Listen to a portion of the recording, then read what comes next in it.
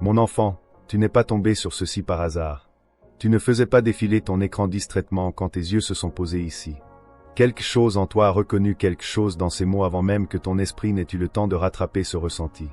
Cette traction que tu as sentie, cette pause, ce moment où ton doigt s'est arrêté et où ton cœur s'est penché en avant sans que tu puisses expliquer pourquoi, ce n'était pas un algorithme. C'était moi. J'ai organisé ceci, et je le préparais depuis bien plus longtemps que tu ne le crois. Alors reste. Juste un moment, parce que ce que j'ai à te dire aujourd'hui ne peut pas attendre un meilleur moment. Et toi et moi savons que tu as déjà attendu assez longtemps que les choses s'améliorent. Avant d'aller plus loin, si ces mots touchent déjà quelque chose en toi, prends un instant pour l'écrire dans les commentaires. Dis-le simplement, avec tes propres mots. Ce geste compte plus que tu ne le penses. Laisse-moi te dire ce que je sais déjà de toi. Et je veux que tu remarques à quel point c'est précis, parce que cette précision est la première chose que je veux que tu ressentes aujourd'hui. Tu es quelqu'un qui porte quelque chose de lourd depuis longtemps. Quelque chose qui n'a pas de nom précis. Quelque chose qui n'est pas tout à fait du deuil, ni tout à fait de la peur, ni tout à fait de la solitude, mais un peu des trois à la fois. Tu le portes discrètement. Tu le portes comme on porte des choses qu'on a décidé que personne d'autre ne comprendrait. Ou des choses dont on est trop fatigué pour parler. Ou des choses dont on a honte d'une manière qui n'a même pas complètement de sens pour soi-même. Tu es devenu très doué pour fonctionner malgré ce poids. Si doué que la plupart des gens autour de toi n'ont aucune idée de sa lourdeur réelle. Mais toi, tu sais ce qu'il t'en a coûté de sortir du lit ce matin. Tu sais ce que ça fait d'entendre une chanson, de voir quelque chose de tout petit et d'ordinaire, et de sentir que ça fissure quelque chose en toi sans prévenir.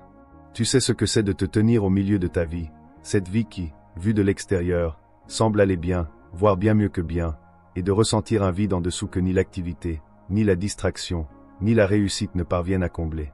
Tu sais ce que ça fait de prier et de n'entendre que le silence.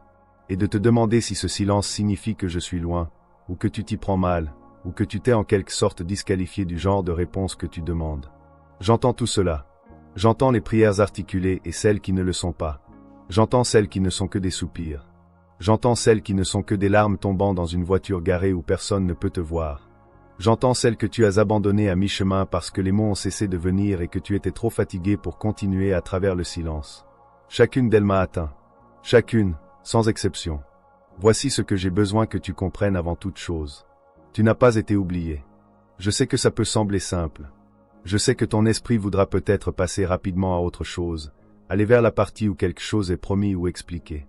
Mais j'ai besoin que tu t'installes réellement dans cette phrase un instant avant d'aller plus loin. Tu n'as pas été oublié. Ni par moi. Pas même pour un seul souffle de ta vie, y compris les souffles pris dans les saisons les plus sombres que tu aies jamais connues, y compris les moments où le silence ressemblait à une preuve de mon absence. J'étais là. Je suis ici, et je te connais mieux que quiconque n'a jamais réussi à te connaître sur cette terre, parce que je t'ai fait. Je sais pourquoi tu as été fait. Je connais chaque cicatrice, chaque rêve, chaque peur que tu n'as jamais dite à voix haute, et en connaissant tout cela, je t'aime sans réserve. Cet amour n'est pas quelque chose que tu as gagné. Ce n'est pas quelque chose que tu peux perdre en faisant le mauvais choix, en pensant la mauvaise pensée, ou en traversant une saison où la foi ressemble plus à un effort qu'à une réalité.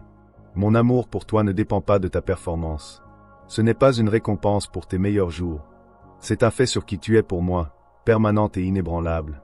Et j'ai besoin que tu le reçoives aujourd'hui, non pas comme un concept, mais comme quelque chose de réel qui vit dans ton corps. Quelque chose de chaud qui s'installe dans la partie de toi qui a été froide trop longtemps. Quelque par ailleurs, en ce moment, il y a quelqu'un assis seul qui a besoin d'entendre exactement ce que tu viens de lire. Quelqu'un qui attendait sans savoir ce qu'il attendait, qu'on lui rappelle que lui non plus n'a pas été oublié. Si tu penses à cette personne en ce moment, note son nom quelque part, et prépare-toi à lui envoyer ce message avant la fin. Maintenant, laisse-moi te parler des choses précises que je vois que tu portes. Je vois d'abord l'épuisement. Pas seulement celui qui vient du manque de sommeil, même si je le vois aussi. Je parle de l'épuisement plus profond, cette lassitude jusque dans les os, qui vient du fait de donner plus que ce qu'on reçoit, trop longtemps, de se montrer présent pour des gens qui ne se sont pas montrés présents en retour, d'espérer des choses qui n'arrivaient toujours pas, d'essayer de tenir ensemble des situations qui n'étaient pas les tiennes à porter seul. Tu as fonctionné sur des réserves qui auraient dû être reconstituées depuis longtemps. Et quelque part en toi, il y a une partie qui se demande sincèrement s'il te reste encore quelque chose, et elle t'en reste, je te le promets. Mais tu n'as jamais été destiné à générer ça depuis toi-même. Et la raison pour laquelle tu te sens vidé, c'est que tu as essayé de faire exactement ça. Tu as essayé de te maintenir avec tes propres ressources, et ces ressources n'ont jamais été conçues pour se remplir toutes seules. Elles ont été conçues pour recevoir de moi, et pour ensuite se déverser vers l'extérieur à partir de là. Reviens à cette source. Reviens vers moi, pas comme un dernier recours quand tout le reste a échoué, mais comme le tout premier endroit vers lequel tu te tournes, et laisse-moi reconstituer ce qui a été vidé. Ce que je peux verser en toi n'est pas limité par ce qui en est sorti. Je ne me taris jamais. Je ne l'ai jamais fait. Je vois la peur sous cet épuisement. La peur que les choses ne changent jamais, que la vie soit désormais simplement ainsi, que la fenêtre pour ce que tu voulais se soit refermée discrètement pendant que tu ne prêtais pas attention. La peur d'avoir fait trop de mauvais choix, d'avoir passé trop de temps sur de mauvaises choses, que la version de ton avenir en laquelle tu croyais autrefois soit devenue discrètement impossible sans que personne ne t'ait jamais dit exactement à quel moment. Tu portes cette peur avec précaution, comme quelque chose qu'on ne veut pas briser. Parce que si tu la regardes directement, elle menace de t'emmener vers un endroit dont tu ne fais pas confiance à toi-même pour revenir. Je veux affronter cette peur directement. La fenêtre ne s'est pas refermée. Le chemin n'a pas disparu. L'avenir pour lequel tu as été fait n'est pas un objet fixe que tu peux manquer comme on manque un train. Je ne suis pas un Dieu de porte fermée. Je suis un Dieu qui ouvre ce que personne ne peut fermer, et qui ferme ce que personne ne peut ouvrir. Le calendrier sur lequel tu fonctionnes et celui sur lequel je fonctionne ne sont pas les mêmes. Et ce qui ressemble à du temps perdu de là où tu te tiens ressemble à de la préparation de là où je me tiens. Tu n'es pas en retard. Il n'est pas trop tard. Tu es exactement là où je peux travailler avec toi, et je travaille. Je vois la solitude, même dans des pièces pleines de monde. Cette solitude particulière de se sentir profondément inconnu, de traverser tes journées en interagissant avec des gens qui voient une version de toi, mais jamais la version entière. De sourire au bon moment et de dire les bonnes choses tout en portant en privé tout le poids de ce qui se passe réellement en toi. Tu as été seul de cette façon particulière depuis plus longtemps que tu ne l'as admis, et parfois ça s'accompagne d'une douleur secondaire, le soupçon qu'il y a quelque chose en toi qui rend ce niveau d'être vraiment connu inaccessible. Il n'y a rien de mal dans ta constitution particulière. Tu n'es pas mal assemblé. Tu n'es ni trop peu, ni trop compliqué pour être connu et aimé véritablement. Ce que tu es, c'est une personne avec une profondeur qui nécessite quelque chose de plus que ce que la plupart des connexions humaines peuvent fournir, et tu as essayé de remplir un besoin de la taille d'un océan avec la quantité d'eau que des relations ordinaires peuvent contenir. Je ne minimise pas ces relations. Elles comptent. Mais seul moi peux remplir ce qu'il y a de plus profond en toi. Seul moi peux te connaître de la manière dont ton âme a soif d'être connue. Et quand cet endroit le plus profond est rempli par moi, les relations autour de toi se transforment, parce que tu arrêtes de leur apporter ton désespoir et tu commences à leur apporter ton surplus. Ce changement change tout.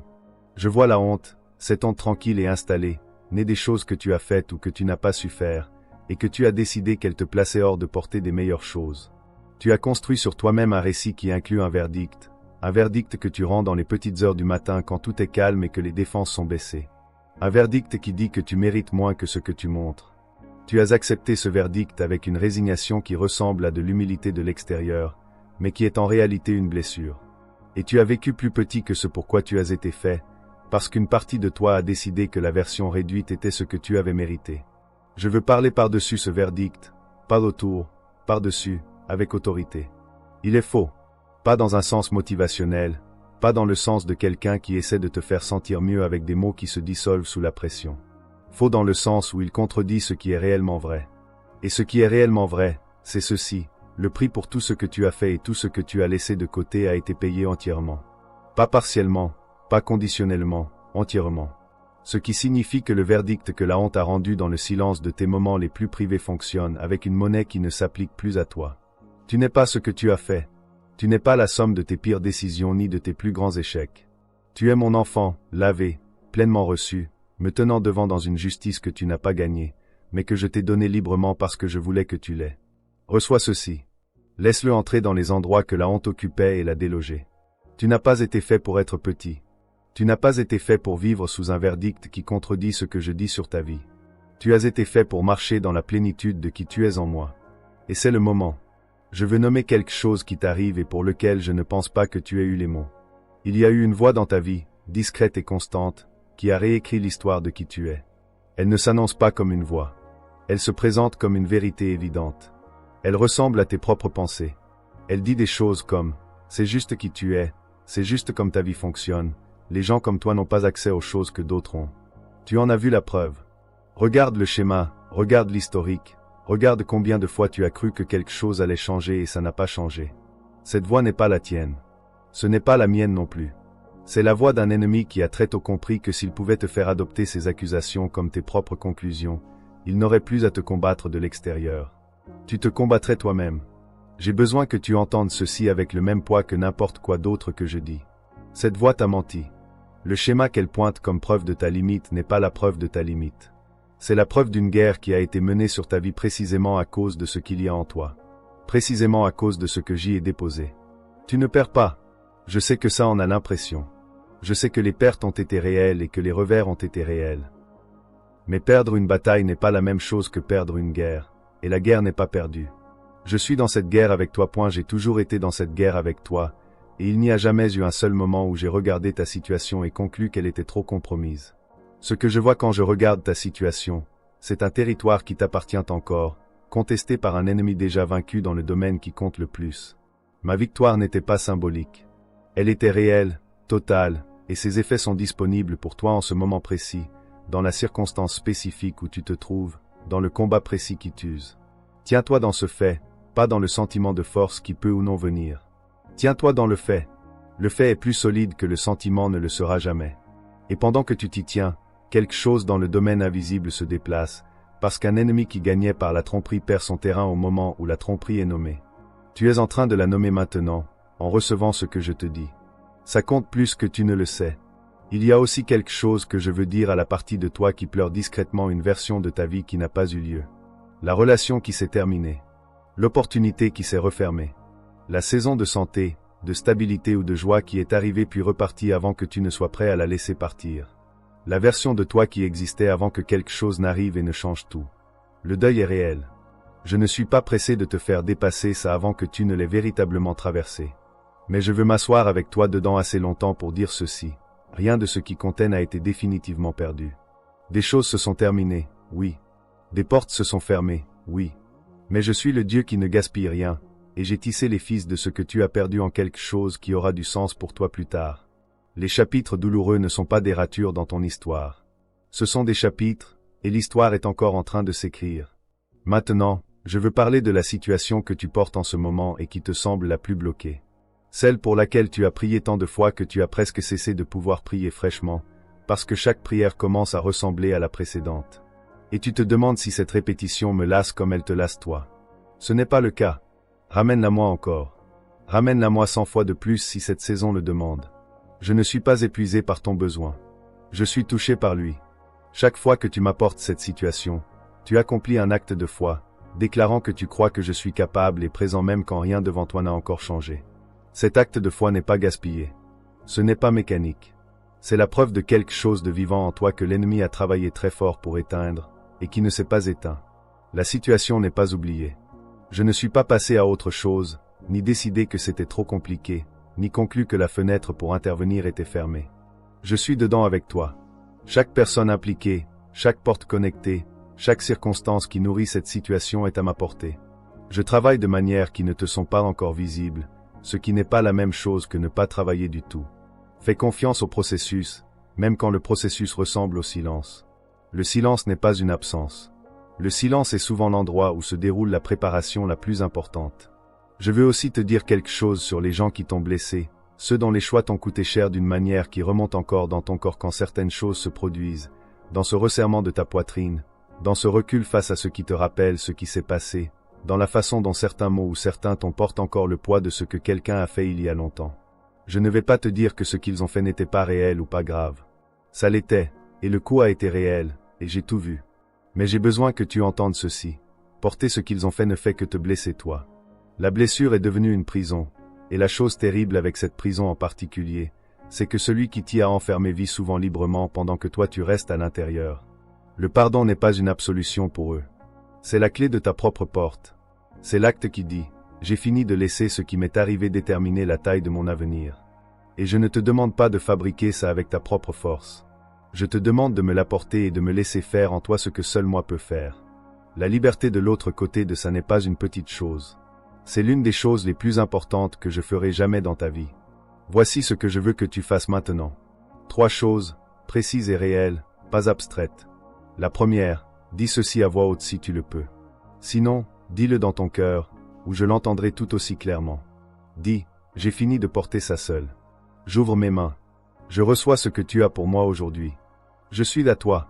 Quelle que soit la version de ces mots qui te semblent vrais en ce moment, dis-les. Cette déclaration n'est pas petite. Dans le domaine spirituel, ce moment d'abandon est sismique. Il déplace des choses. Il ouvre des choses. Dis-le, et pense-le autant que tu peux le penser en ce moment. La deuxième, pense à une chose précise pour laquelle tu es reconnaissant en ce moment. Pas une catégorie de choses. Une chose précise, la plus particulière possible. La façon dont une personne précise a ri la dernière fois que tu l'as vue. Un moment de paix inattendu au milieu d'une semaine difficile. Un moment où quelque chose qui semblait impossible s'est résolu d'une manière que tu n'avais pas vu venir. Garde cette chose précise à l'esprit et ressens la gratitude pour elle, réelle et particulière. La troisième, il y a quelqu'un de précis qui t'est venu à l'esprit en lisant ceci. Tu sais qui c'est. Peut-être y penses-tu depuis le début. Peut-être son visage vient-il d'apparaître à l'instant. Cette personne n'est pas non plus un hasard. Je sais ce qu'elle porte en ce moment, et je sais qu'elle a besoin de ce que tu viens de recevoir, même si elle n'utiliserait pas les mêmes mots que toi, même si elle est ailleurs dans son cheminement avec moi, même si elle semble bien de l'extérieur. Envoie-lui ceci. Pas avec une explication. Rien de compliqué. Envoie-le simplement. Laisse-moi gérer ce qui se passe quand ça l'atteindra. Ton geste de l'envoyer est en lui-même un acte d'amour que je vais honorer. Je veux terminer en te disant ce que je vois quand je te regarde. Pas ce que tu vois quand tu te regardes dans le miroir à travers le prisme de tout ce que tu n'as pas encore accompli. De tout ce qui ne s'est pas encore mis en place. De chaque manière dont tu te sens en retard, brisé ou insuffisant. Je veux te dire ce que je vois réellement, parce que ce que je vois et ce que tu vois ne sont pas du tout la même chose. Tu as survécu à des choses conçues pour te briser. Tu es encore là, encore en train de lire, encore en train de te pencher vers moi, même après tout ce qui s'est passé. Même après toutes les saisons qui ont essayé de te convaincre que se pencher vers moi ne valait pas l'effort. Ce n'est pas de la faiblesse. C'est l'une des choses les plus courageuses que j'ai jamais vu quelqu'un accomplir. Tu as une capacité d'amour et de profondeur que l'ennemi a systématiquement essayé de te convaincre qu'elle était excessive, alors qu'en réalité c'est exactement ce que j'ai placé en toi intentionnellement. Exactement ce qui te rend capable de porter ce que je m'apprête à te donner à porter. Tu n'es pas au bord de l'effondrement. Tu es au bord d'une percée qui se prépare depuis plus longtemps que tu ne le sais, à travers plus de couches que tu ne peux en voir, d'une manière où les chapitres douloureux étaient réellement nécessaires pour la construire. Tu n'es pas à la fin de quelque chose. Tu es au début de quelque chose. Je me suis battu pour toi. Je me bats pour toi en ce moment même, et je ne perds pas. Alors quand tu refermeras ceci, avance différemment de la façon dont tu es arrivé. Pas parce que quelque chose a changé dans le monde, mais parce que quelque chose de vrai vient d'être prononcé sur toi. Et la vérité a du poids, et le poids change les choses. Tu n'es pas oublié. La situation que tu portes n'a pas été abandonnée. Ce que j'ai prévu pour toi n'est pas une version réduite de ce que tu espérais autrefois. C'est plus. C'est toujours plus avec moi. Et quand quelque chose bougera dans les jours qui viennent, quand une porte se déplacera, ou qu'un poids se lèvera, ou qu'une clarté arrivera là où il n'y en avait pas avant, souviens-toi de ce moment. Je l'ai dit avant que ça n'arrive. C'est ce que je fais. Je parle les choses à l'existence, et je parle sur ta vie aujourd'hui. Si ces mots t'ont touché, prends un instant maintenant, écris ta déclaration dans les commentaires, et envoie ce message à la personne à qui tu as pensé en le lisant. Ne réfléchis pas trop. Envoie-le simplement. Avance. Tu ne marches pas seul. Tu ne l'as jamais été. Je t'aime, d'une manière qui n'a ni bord, ni condition, ni fin. Amen.